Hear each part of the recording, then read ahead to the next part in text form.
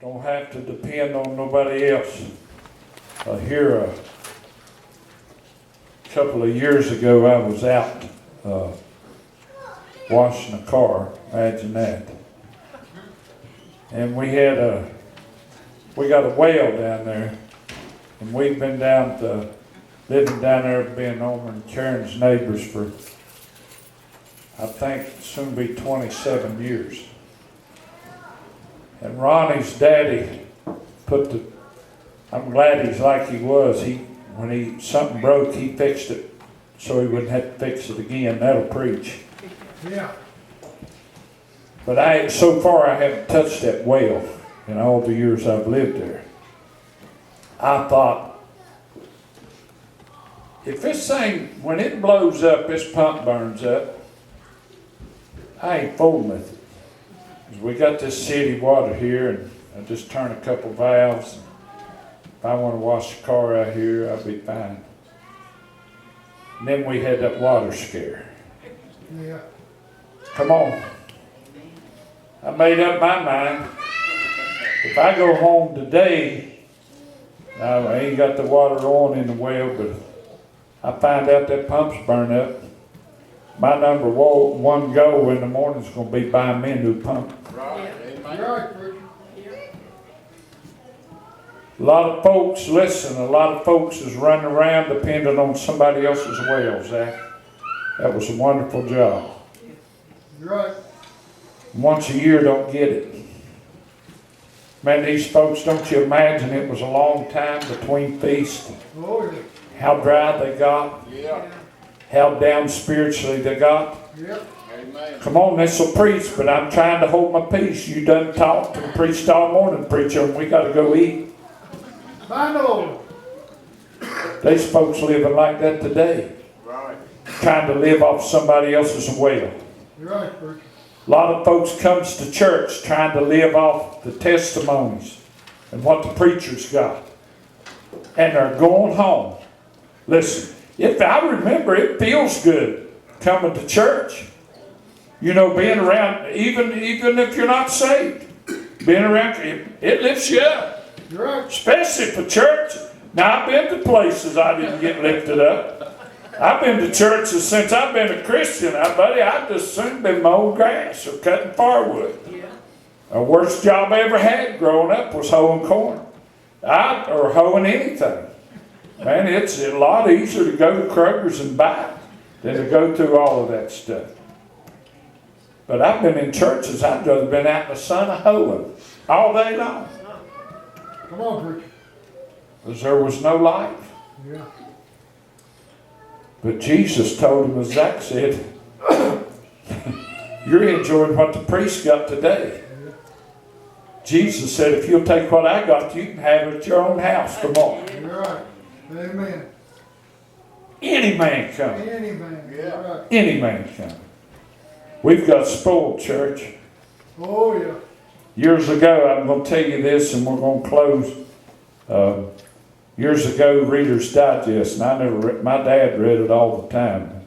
We had to lay them around, I don't even know if it, them and grit papers. Y'all remember that? Oh, yeah. Oh, yeah.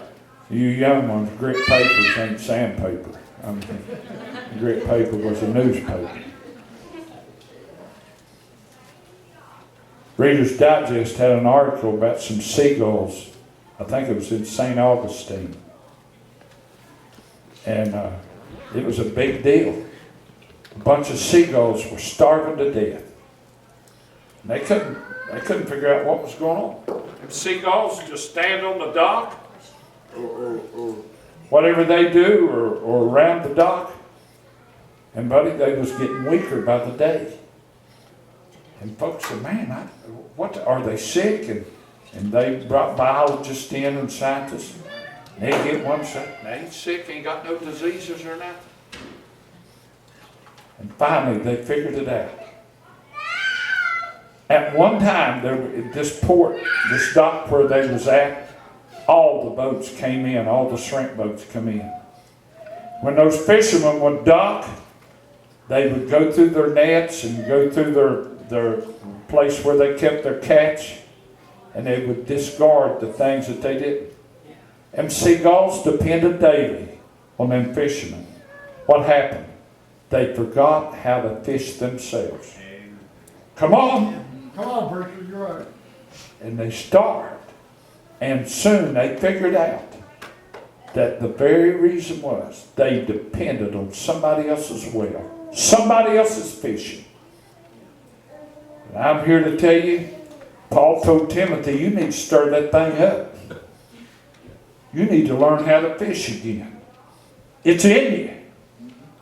In church, if we survive, we'll survive by the well that Jesus put in us. Amen. That's springing up into everlasting life. You're right. That's the only way we'll make it. Amen. If we're trying to make it on somebody, if we're trying to make it on the preacher, if we're trying to make it on our companion, if we're trying to make it on our neighbor, if we're trying to make it on our children, if we're trying to make it on our parents, we won't make it. You're right. It's got to be springing up inside of us. Amen. And it A feels well good. of Yeah. living water, and Yeah. it feels good. Oh, yeah. Thank God forever. You could, today we was talking earlier. You can go bath all you want to. I can hear you singing in the shower or whomever. And it don't make me, I'm telling you, you can wash off with a washcloth, but they ain't nothing compared to total immersion. Yes, sir. Getting in all over. Amen. I've had a bad day before. Didn't know, I felt pretty good. Didn't know it wasn't hurting nowhere. And finally, I go take my shower. There was my problem. Man, I got to quit. Some people, all they need is a good bath. Amen. I believe the world would be a better place to live in if everybody just take them a good shower, a good bath, or a good swim. Because it refreshes you. You're right. And I'm also talking spiritually. Amen. Yeah. Man, if folks would just get that well. Come on, Zach. Zach, no doubt, would say to the priest, here, I've got a cup or I've got a container. Would you let me have some of that water? They said, no, I've got to go through the rituals here. You're right. But aren't you glad that we can say to the Lord, fill my cup, Lord. I lift it up, Lord. Come and quench this thirsting of my soul. Bread of heaven, feed me till I want no more. Fill my cup, fill it up, And make me whole. Amen. Right. Once again, I'm going to pick on one of my little buddies here.